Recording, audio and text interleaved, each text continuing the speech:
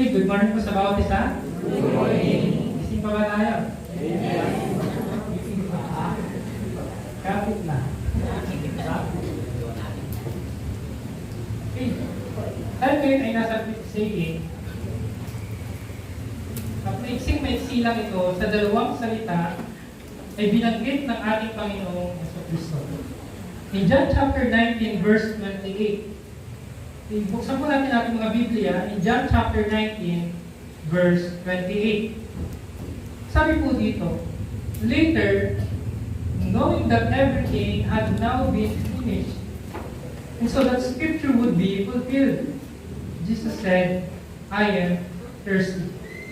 A jar of wine vinegar was there, so they soaked a sponge in it, but the sponge on the stalk of the hyssop plant and lifted it to Jesus' face. Manalangin tayo.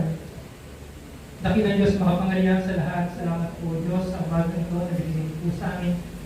Paglaking po po, Diyos, ang patuloy na karunungan ay bigay po sa amin upang maintindihan namin ang inyong salita.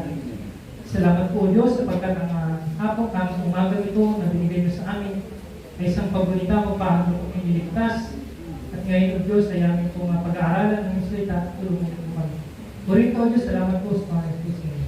Now, may kita natin, okay, sa fifth saying na ito, ay merong dalawang salita na binanggit ang Panginoon. Sabi niya ay thirst. Uhaw na ba ang bawat isa?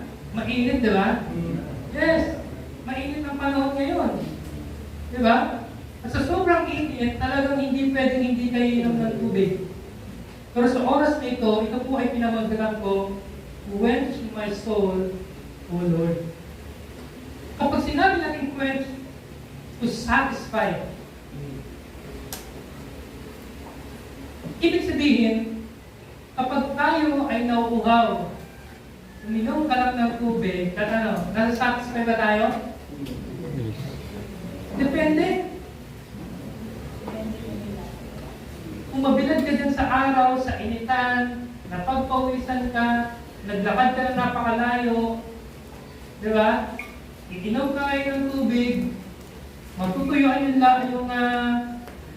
lalamunan mo, no? Ano mangyayari? Pwedeng matugunan yung uhaw. Pero ang tendency, anong tendency? Inom po ulit ng inom ng tubig.